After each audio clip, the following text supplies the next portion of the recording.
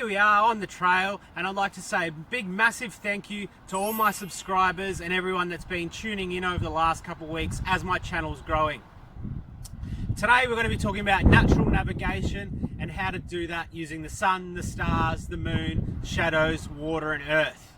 So I have filmed in particular sections, so if you want to go through to those particular sections, feel free to do so.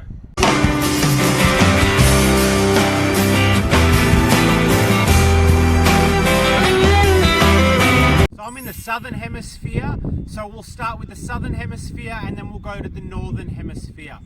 So you need an analog watch, and I've also got a compass here to prove the reference. So we've got the sun just about there.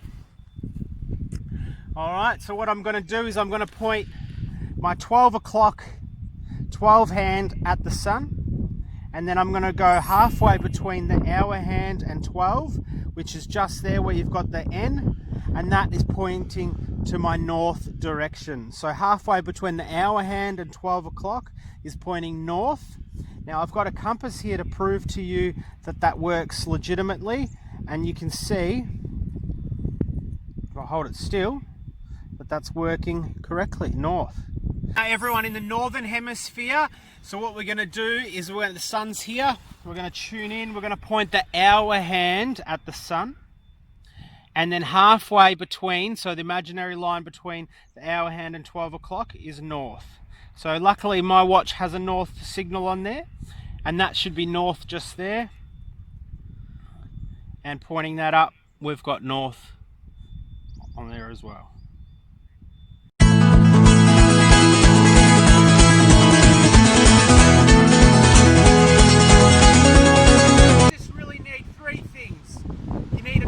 Stick, preferably as straight as possible, and then just two markers which are going to signal your east and west coordinates.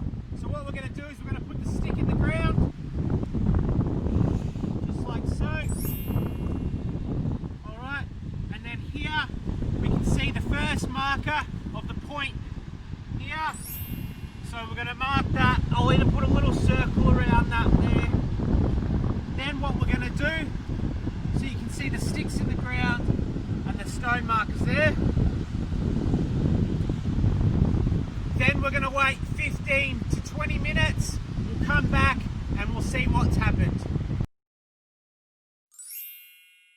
Okay, so it's been about 15-20 minutes.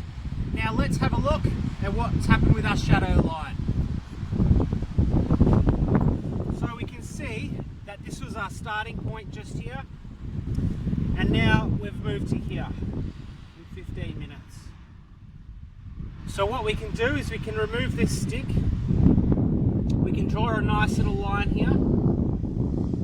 So now we know that this is our east and west coordinates. So if I stick this line here, this stick here, that should be our north and our south.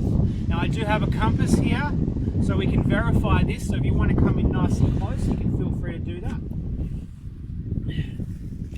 And you can see that the red is pointing north, exactly the same as our stick or our compass. And that gives us our coordinates.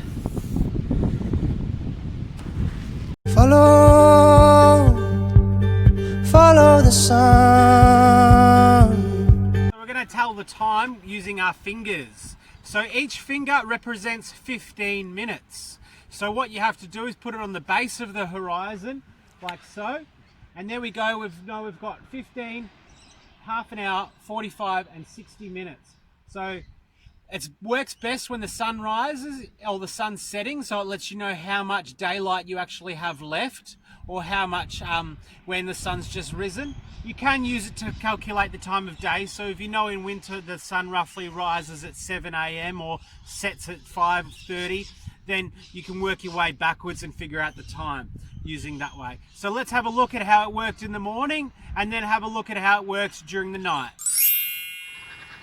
So it's the sunrise now, and it's 9 in the morning, and if the sun rose at 7 AM, we've got 1 hour here, so 15, half an hour, 45, 1 hour, and then 2 hours.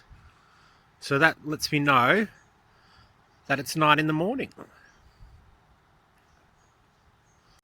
Okay, so the time is 5 p.m. and the sun's about to set. So here we are on the beach. Beautiful sunset.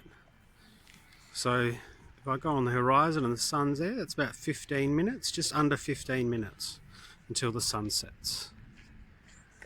Alright, so having a look at the time here, we've got 20 past 5 and we've just done the finger thing, and you can see sunset nice and early today. It is winter in Melbourne.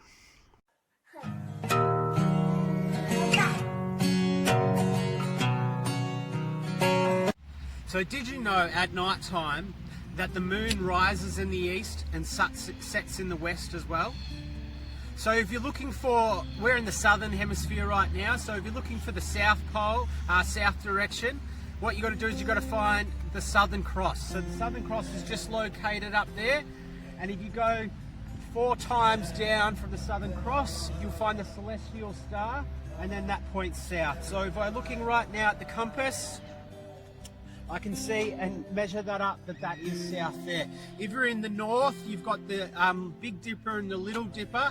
So the far right hand star on the Little Dipper is your North Star, and that will point north as well. And if there's a crescent moon in the sky, what you can do is you can usually draw an imaginary line down through the peaks, and you'll find the South Pole as well, the South Point as well.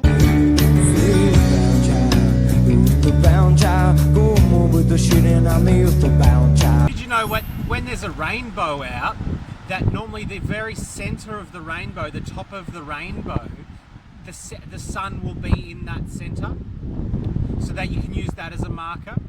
And the red part of the rainbow, so the top part, if that's really thick, then that means the water droplets or the rain for that period has been quite thick. When you're out hiking and you see some moss or some algae growing, in the southern hemisphere, moss and algae would normally only grow on the southern side, on the south side, because it likes less sun and more dampness. In the northern hemisphere, you will find moss mostly on the northern side or the north side of a tree. So you can use moss as a natural navigator as well. Another cool fact is if you're looking at a hill and it's quite grassy or quite bushy, normally the south side of that hill will be a lot more greener as well, because that will receive less sunlight and more moisture. So the north side of the hill will be a lot more dry and sort of brown. Obviously in the northern hemisphere, the northern side of the hill will be more green and wet, and the southern side will be more dry. It's also important when you're hiking or out exploring the wilderness to remember landmarks. So either Pacific trees, Pacific bushes, or green pastures. It's also important to remember if you see a building or a tower, and that will stop you from getting lost. So use landmarks as natural navigation as well. So when out bush or hiking in the middle of nowhere, if you do get lost and you're struggling for navigation, a thing that I always like to follow is I like to go either 2 options. One, uphill, so we'll do that one first, to the top of a mountain or a hill. Now you can use that as your lookout point or your reference point, and you can see in the far distance the second option, which is normally ridge lines, and downhill, which water follows. So water will follow gravity, it will go downhill. So if you do follow a river or a creek, it will eventually lead to a lake or an ocean, and that's normally where towns and cities are built on. So following that waterway, make sure you're going downstream with the flow, not up here, not against the flow, because that will normally take you up. So go follow downstream with the flow. Also, when you're up on a mountain and you're either undecided whether to go up to the lookout or down to the waterway, follow a ridge line. So remember, look at land and try and minus the trees and minus the shrubs, and look at the way the land is curved. I like following a ridge line because then that means I'm safe and I know that I can either go up or down quite quickly, and it's normally got the best views for looking. What I mean by a ridge line is it's normally a slight little bend in the earth, and it's quite like on an angle, on an acute angle, and it's not quite the top, but it's not quite the bottom. So it's just in the middle of a hill. I really hope you learnt something. Remember to check out my channel for lots of other hiking and survival videos. Stay tuned and subscribe. Have a great day and happy hiking.